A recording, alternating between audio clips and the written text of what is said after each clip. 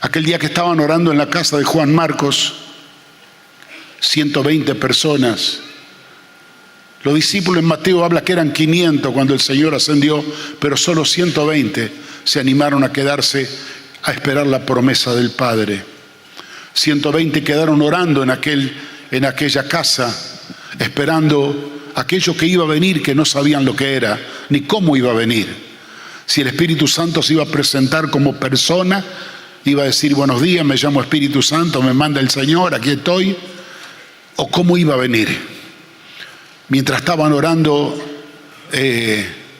sin música, sin griterío, estaban todos sentados ahí esperando. De repente un viento recio sacude la casa como un trueno, un terremoto, y el cielo se abre y caen 120 lenguas de fuego encendida que entraron en la cabeza de cada uno de los discípulos ahí reunidos, y se encendieron en fuego esas lenguas que, según la palabra en Santiago, está contaminada por el infierno, que es una pequeña llama que produce un incendio muy grande. Un miembro de la iglesia que es tan pequeño pero tan destructivo, la lengua. Acuérdese de esto. El Señor bajó con el Espíritu, y a donde tocó la lengua, lo más dañino, lo más perverso del hombre, vino a encenderlo con el fuego de los cielos, para que a través de la palabra que la contamina, una lengua contaminada, ahora sea purificada para transmitir el mensaje de Dios. Cuando esos son llenos del Espíritu Santo, corren escalera abajo. Había miles de personas que habían venido a adorar en la fiesta de Pentecostés a la ciudad de Jerusalén, y ven venir a estos locos que parecían, algunos decían que estaban borrachos, sus manifestaciones exteriores, hablando lenguas extrañas. Muchos identificaban que hablaban en dialectos y en lenguas donde ellos hablaban, de donde venían. Pero lo interesante, que conocían el mensaje que hablaban. Hablaban maravillas de Dios, cosas extraordinarias y gloriosas, que la gente decía: ¿cómo puede ser esto indocto, inculto? ¿Cómo puede ser que esta gente que nunca estudió en ninguna universidad habla tantas maravillas y misterios de Dios, y en nuestra propia lengua, que nadie se las enseñó? Esto hace el Espíritu Santo. Cuando ellos comenzaron a preguntarle, los judíos, ¿qué significaba esto? ¿Qué era esta razón de ser? Pedro se levanta en medio de la multitud y le dice: varones hermanos, estoy leyendo en el capítulo 2, estos no están llenos de mosto, no están ebrios. Versículo 15, capítulo 2 de los Hechos. Pues es la hora tercera del día, mas esto es lo que predijo, lo que dijo el profeta Joel. Y comienza a narrar todo el pasaje de Joel, asociándolo, la palabra profética de Joel, con lo que estaba sucediendo ahora. Que en aquellos postreros días, dice el Señor, derramaré de mi espíritu sobre toda carne. Y vuestros hijos y vuestras hijas profetizarán, y vuestros jóvenes verán visión, y vuestros ancianos soñarán sueños. Y de cierto sobre mis siervos y sobre mis siervas en aquellos días derramaré de mi espíritu, y profetizarán. Y daré prodigio arriba en el cielo y señales abajo en la tierra, sangre y fuego y vapor de humo. El sol se convertirá en tiniebla y la luna en sangre, antes que venga el día del Señor grande y manifiesto, y todo aquel que invocare el nombre del Señor será salvo. Él le narra estos versículos, que era el mensaje central del profeta Joel, que habló esta palabra. Y yo quiero un poquito desmenuzar estas palabras. Hablaba que en Pentecostés se estaba cumpliendo esta promesa, que un derramar del Espíritu global iba a venir sobre toda carne, como se manifestó en esos días. Cuando habla de sobre toda carne, no es un derramar del Espíritu sobre carne evangélica, no, cualquier raza, color, cualquier religión, cualquier cosa. Dios iba a traer un derramamiento de su Espíritu sobre toda carne. Pero también dice algo muy interesante, que esto iba a afectar a toda la familia. Vuestros hijos verán visiones, vuestros jóvenes profetizarán, vuestros ancianos soñarán sueño. Quiero que mire esta participación, el Espíritu Santo derramándose, voy a hablar un poquito de esto después, derramándose sobre toda carne, en una manera global, como una inundación del agua del cielo, como el diluvio, cayendo el Espíritu sobre toda persona. Al punto que esto iba a despertar una conciencia en la familia, donde todos iban a ser participantes de este obrar del Espíritu, con profecías, con sueños, con palabras de ciencia, tanto jóvenes, niños y ancianos. Esto iba a afectar la obra del Espíritu y quiero que lo mantenga presente en su mente, porque esto es lo que va a pasar. Pasó en la lluvia temprana y va a pasar en la lluvia tardía en los últimos días, porque Él toma lo de Joel para este tiempo, pero también lo de Joel habla de los últimos días. ¿Para qué era todo esto? ¿Por qué este derramar del Espíritu? Venía el Espíritu Santo a tomar el lugar de Cristo. Jesús le había profetizado: es menester necesario que yo me vaya. Si yo no me voy, el Espíritu no vendría. Es necesario que yo me vaya porque Él tiene que venir a tomar el control de la iglesia. El Espíritu Santo no habita en el cielo. El Espíritu Santo está habitando en la iglesia. De que vino, no se fue más. Es el contacto permanente que tenemos con el Padre y con el Hijo a través de la obra del Espíritu. Hechos 1:8 le dice: cuando ustedes reciban el Espíritu, van a recibir poder. ¿Para qué? Para ser testigos míos. Testigos. Verdadero testigo es el que vio, es el que oyó y el que palpó. Si usted habla lo que no vio, usted habla lo que no palpó y usted habla lo que no escuchó, es un falso testigo. Pero si usted cuenta la verdad de lo que vio, lo que oyó y lo que pasó, lo que palpó, es un verdadero testigo. A esto nos llamó Dios. ¿Y por qué? Porque el Espíritu Santo es el que plasma en nosotros la vida y la obra de Cristo. Es el que plasma el amor de Jesús, el que nos hace ver la realidad de la gloria de Dios, del amor de Dios, el que nos dibuja de alguna manera todo lo porvenir. Es el Espíritu Santo el actor número uno. Y dice: cuando el Espíritu venga, ustedes van a recibir un poder y una autoridad tan grande para poder llegar a ser testigos. Y escúcheme qué interesante. Dice: me van a ser testigos en Jerusalén, la ciudad donde vivían. Serán testigos en Judea, la provincia, Samaria y hasta toda la tierra. Esto me dice a mí que el Espíritu Santo, con la cual será bautizado de una manera global los creyentes, los hijos de Dios, las familias, toda carne, va a tener la capacidad de ser verdaderos testigos para accionar no solamente en su ámbito, en su región. No hay lugar del mundo donde vayamos con el glorioso mensaje del Evangelio que el Espíritu Santo no nos capacite, no nos habilite y no nos dé poder para ser verdaderos testigos.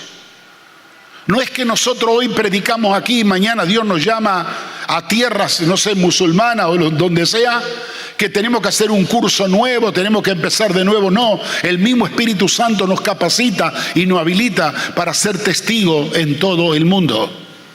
No será la primera vez que personas que llegan a los confines del mundo, de la tierra, y no entienden ni una sílaba del idioma que se habla, y el Espíritu Santo lo ha tomado y hablan de Jesús y comparten la palabra y la gente se entrega a Cristo de una manera maravillosa, porque cuando el Espíritu Santo se manifiesta en plenitud es para esto, para que nosotros podamos levantar el nombre de Cristo y ser verdaderos testigos de Él. Ayer estaba escuchando un informe en una de las reuniones que un pastor psicólogo estaba hablando de la realidad histórica de Pentecostés, y él contaba que cuando el Espíritu Santo vino, solo en 8 semanas Jerusalén fue llena del Evangelio y todos oyeron del Señor por el único vehículo poderoso que el Señor le dio, llamado Espíritu Santo, para poder ser testigos. No tenían Biblia, no tenían radio, no tenían televisión, no tenían nada. Sin embargo, Jerusalén fue lleno. El apóstol Pablo, escribiendo una de sus cartas, dice: ya no tengo más lugar a dónde ir. a todo lugar, a toda la región bajo el Imperio Romano. Él lo había llenado todo con el Evangelio. Lo mismo, volvemos, sin Biblia, sin radio, sin televisión, sin teléfono, sin nada. Llegamos con el Evangelio al mundo entero, dice el apóstol Pablo. Ahora, ¿no será que algo está fallando en este tiempo? Que hemos cambiado el Espíritu Santo por la tecnología moderna y parece que estamos esperando todos los días algo nuevo, ¿no? Pero esto lo van a sacar, pero mañana viene algo nuevo y vamos a llegar y vamos a llegar. Sin el Espíritu Santo no vamos a llegar a ningún lado. El único que tiene capacidad y poder para poder entrar al corazón de los hombres, tocarlo, convencerlo de pecado y de juicio, es el Espíritu Santo. Por eso tenemos que tener presente, y hoy me hace muy feliz de que podemos revitalizar y también renovar nuestra visión a la obra del Espíritu Santo. Dice el mismo capítulo de la palabra cuando habla de Joel: derramaré de mi espíritu, vuestros hijos profetizarán, jóvenes verán visiones, ancianos soñarán sueños. Sobre mi siervo y sierva en aquellos días derramaré de mi espíritu y van a profetizar. Una gran característica será haber verdaderas profecías de la boca de los hijos de Dios, que estén hablando y declarando, como en el capítulo 12 de Corintios, dice: cuando nosotros profetizamos, dice el apóstol Pablo, el indocto que llega a una reunión y escucha que hablan de él y el Señor lo desnuda, el hombre creerá, porque sin conocerlo, el Espíritu Santo lo está revelando y redarguyendo de pecado. Dice que yo haré prodigio en el cielo y en la tierra. El tiempo del derramar del Espíritu va a ser acompañado por el Señor, con prodigios del cielo y prodigios en la tierra, acompañando al obrar del Espíritu Santo, como diciendo: el cielo está presente para este obrar sobrenatural. Y dice más el versículo: antes que venga el día del Señor, versículo 20. ¿Por qué todo esto se manifestará antes que venga el día del Señor? Casi como un anticipo de la gran cosecha que vendrá en los últimos días antes que Cristo venga. ¿Por qué me está diciendo eso, pastor?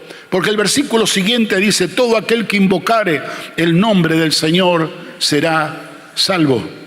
Y déjeme explicarlo de esta manera. Cuando el Espíritu Santo sea derramado, ¿sabe que en Pentecostés era las primicias, primer fruto de la primera lluvia? Pero luego venía la lluvia tardía, que es la lluvia final que viene antes de la cosecha. Yo creo que la primera lluvia vino en Pentecostés, todavía no llegó la lluvia tardía, antes que venga el día del Señor grande y poderoso. Pero esta lluvia va a venir, este derramar del Espíritu global sobre toda carne va a venir. Y cuando todos sean bañados con el Espíritu Santo, tocado y afectado, dice la palabra que producirá en ello, en la gente, algo espiritual, que la gente gritará e invocará al Señor para experimentar salvación. Esté donde esté, el color de piel que tenga, la religión que practique, esto va a ser una obra del Espíritu que tocará el corazón. Cuéntemelo, por favor, a través de la Biblia. Sí, Señor. El día que predica Pedro, que viene el derramar del Espíritu, y él le dice: esto no es lo que piensan ustedes que están locos o borrachos. Esto es lo que profetizó Joel y narra toda esta escritura. ¿Qué le responden? Pedro sigue hablándole que ustedes crucificaron el Cristo, el Señor lo ha levantado como Salvador y Señor. Y luego de presentar el mensaje de Cristo, conmovidos los judíos al escuchar y al ver las cosas que estaban pasando por el derramar del Espíritu Santo, dice que los judíos gritaron: varones hermanos, ¿qué es lo que vamos a hacer para ser salvos? El grito nació de ellos desesperante. No importaba que eran judíos que estaban atados a la ley. El mover del Espíritu lo hizo despertar y reaccionar, diciendo: algo tenemos que hacer. Y le dice Pedro: bautícese cada uno, arrepiéntase y serán salvos y librados de sus pecados. Este mover del Espíritu en estos últimos tiempos va a traer dos o tres cosas interesantes. Primero, que al ser todos tocados por el Espíritu Santo de una manera global, va a arder en el corazón de la gente un grito desesperante. ¿Y ahora qué hacemos? Como dijeron los judíos. va a sentir la necesidad de tener salvación. El Espíritu Santo va a revelar a Cristo de una manera o de otra, para que cualquier persona, en cualquier lugar, de cualquier raza, de cualquier religión, vea con claridad que el Espíritu Santo le está presentando el camino a Jesús, y ellos gritarán: al nombre de Jesús queremos ser salvos. Y dice que ellos serán salvos, porque todo aquel que invocar el nombre del Señor será salvo. Pero pastor, dígamelo de otra manera para que lo entienda. ¿Cómo puede ser que no pasaron por un curso de bautismo, no lo hicieron pasar adelante, no le impusieron las manos? Mire, de acá 2 o 3 días vamos a ver si usted está bien convertido. 2 malhechores estaban al lado de la cruz de Jesús. Uno se burlaba, se reía, y el otro pidió misericordia. Acuérdate de mí cuando venga en tu reino. Y al ver el corazón de él, Jesús le contestó: hoy estarás conmigo en el paraíso. No le preguntó si estaba separado o casado. No le preguntó si había hecho el curso de bautismo. No le dijo: no tenés tiempo para bautizarte. Le dijo: hoy vas a estar conmigo en el paraíso. Los tiempos de gran apresuramiento de Dios, a través del derramar del Espíritu Santo, se está llegando. Antes que el día final acontezca, una gran cosecha como señal el Señor nos dará, donde miles y miles de personas no la vamos a poder contener en un templo, no la vamos a poder contener en un espacio, porque las calles, todos los lugares se llenarán de gente levantando las manos con grito desesperado: Jesús, sálvanos, Jesús, sálvanos. No sé quién son ni dónde estás, pero hemos interpretado y entendido que necesitamos salvación. Ayúdanos. Y aquel que invocare el nombre del Señor, dice la palabra, será salvo. Acompañado de esta gran cosecha final, vamos a ver este maravilloso resultado. Ahora, ¿qué produjo esto? Produjo inmediatamente en los días de Pentecostés que el grito desesperado de la gente: y haremos, varones hermanos. Y Pedro, sin anestesia, le dice todo lo que tiene que hacer: arrepiéntanse de sus pecados, de sus hechos, y bautícese cada uno en el nombre del Señor para perdón de pecado, y serán salvos. Y ese día se produce una cosecha extraordinaria. 3.000 judíos, no cristianos, eran judíos atados y amarrados a la ley, se convirtieron a Cristo por la palabra desafiante de un hombre que no era tan importante lo que este hombre estaba diciendo. Era el Espíritu Santo lo que estaba haciendo en el corazón de ellos. Cuando vieron a cada uno de los creyentes, no apóstoles, los creyentes comunes, hablando en lengua, en sus lenguajes, en sus idiomas, en sus dialectos, hablando maravillas de Dios, vino un ablande al corazón de ellos por la obra del Espíritu Santo. Y ellos preguntaron: no entendemos qué es lo que está pasando. Y rápido Pedro fue a la Escritura: esto es lo que predestinó o predicó, profetizó vuestro profeta Joel. Y le predica la palabra de Joel, que estaban enceguecidos, que no veían la realidad. Y cuando se vieron conmovidos con esta palabra, siendo ellos partícipes por sus pecados de esta obra perversa que habían hecho, sintieron la necesidad de un arrepentimiento y clamar a Dios y recibir el oportuno socorro. Y 3.000 personas se convirtieron a Cristo en ese día. Y sabe que yo tomo esta palabra y la traigo a un paralelo presente, porque yo creo, mis hermanos, que toda la palabra de Joel no fue solamente profetizada para Hechos capítulo 2, para la primera lluvia que cayó en el día de Pentecostés. Esto preanuncia los días que vienen por delante. No se olvide que cuando abunda el pecado, detrás viene la gracia para sobreabundar. No se olvide que cuando la crisis se acrecenta y el enemigo parece que está armado hasta los dientes para destruir la obra de Dios, siempre Dios saca de su manga una carta que hace derrotar y quebrantar el poder de las tinieblas. Por eso, más que nunca, mis hermanos, nosotros estamos confiando en el obrar del Espíritu Santo. Más que nunca nosotros estamos creyendo que que este obrar maravilloso de Dios es el que estamos esperando y usaremos como herramienta y como arma poderosa para el obrar del Señor. ¿Sabe que muchos dicen, esto es una linda historia que pasó en el pasado, que sucedió como narra la Biblia en el día de Pentecostés, pero estamos en otro tiempo, otra cultura, otro mecanismo? Mire, escúcheme, no se deje confundir. Verso 39 del capítulo 2. Porque para vosotros es la promesa, para vuestros hijos y para todos los que están lejos y para cuanto el Señor vuestro Dios llamare. Y con estas muchas palabras testificaba y les exhortaba, diciendo, sed salvo de esta perversa generación.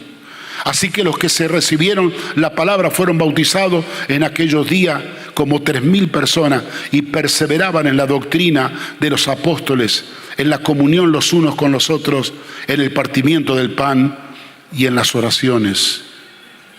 ¿Qué me dice a mí la palabra? Que esto no es solamente para un pueblo exquisito que vivió en aquellos días de Pentecostés. Esta promesa es para nosotros, para nuestros hijos, para nuestra descendencia y para cuanto el Señor nuestro Dios llamare. Si Dios te ha llamado, Dios nos ha llamado, esta promesa es para nosotros también. Tenemos que aferrarnos al mover sobrenatural de Dios que se manifestará en estos días finales, porque antes que Cristo venga, esto preanuncia la pronta venida de Cristo, pero antes que Cristo venga, un derramar del Espíritu, una manifestación del Espíritu sobrenatural, la vamos a ver, donde familias enteras llenas del Espíritu hablarán, profetizarán, manifestarán sueños, visiones. Esto provocará que despierte el corazón que está atado y ligado de esta raza humana que está perdida sin Dios y sin esperanza, y de ellos se escuchará el grito: ¿qué debemos hacer para ser salvos? E invocarán el nombre del Señor, y el Señor ha prometido que encontrarán salvación. ¿Qué termina siendo el Espíritu Santo y el obrar del Espíritu en aquellos días? Deja establecido el Espíritu Santo a una comunidad que recién comenzaba, llamada la iglesia, porque la iglesia nació con el derramar del Espíritu.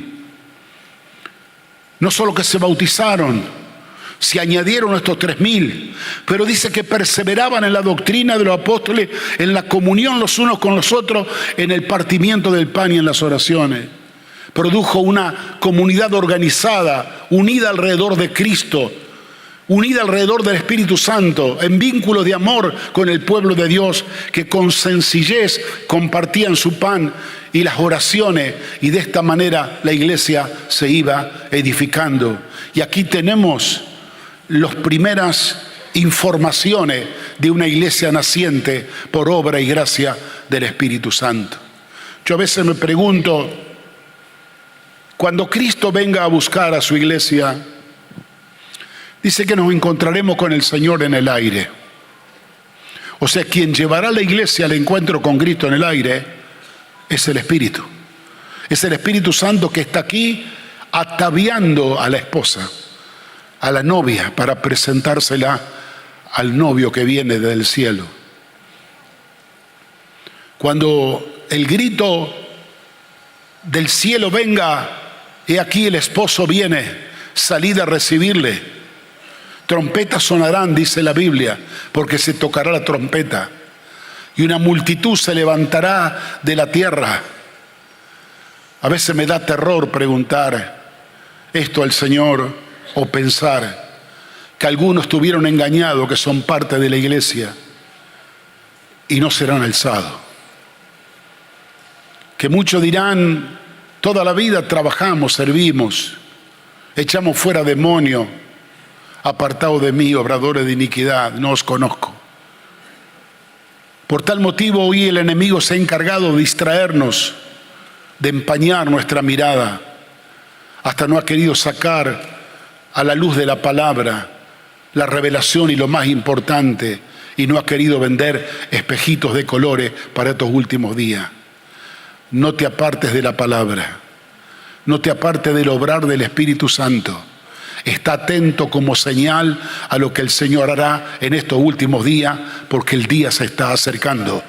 Ya viene, y cuando más la maldad crezca, es cuando más el Señor se está preparando para venir a hacer su obra. Yo no sé cuánto estamos preparados hoy al participar de la cena del Señor. Volvemos a recordar otra vez que Él vino un día para perdonar nuestros pecados, a derramar su sangre para limpiarnos de toda maldad. Hoy viene a recordarnos que cada vez que compartimos el pan y la copa, estamos anunciando la muerte del Señor hasta que Él venga. Nunca sabemos cuándo será la última cena aquí en la tierra. Pero cuando dejemos esta tierra, sea porque sea la final o que partamos antes, sabemos que la próxima la participaremos con el Señor en los cielos. Y el pastor que se encargará de ministrarnos la cena será nuestro amado Señor, lo cual esta esperanza de gloria la abrazamos todos nosotros. Esperamos que este día venga. Termino y concluyo con esto. ¿Por qué todas estas cosas, pastor? ¿Que quiere darnos algún estudio? No. Lo que pretendo es revalorizar la obra del Espíritu. No podemos nosotros edificar nuestra casa espiritual sin el Espíritu, porque será un edificio donde no tenga fundamento, donde los materiales no se peguen entre sí y cualquier tormenta tire abajo lo que estamos edificando. Asegúrate en estos días que estamos recordando el día de Pentecostés de estar lleno del Espíritu. Que esto sea tu oración permanente. Tal vez no tenga el conocimiento de la última tecnología que está llegando. Tal vez no ha alcanzado los estudios que tú anhelas tener y no has logrado tus logros anhelados. No importa. La única cosa que te ruego en el nombre del Señor, que no descuides al Espíritu Santo que el Señor te ha dejado para edificar tu vida, para prepararte y para ayudarte a ser un verdadero testigo en este tiempo. Amén, hermanos.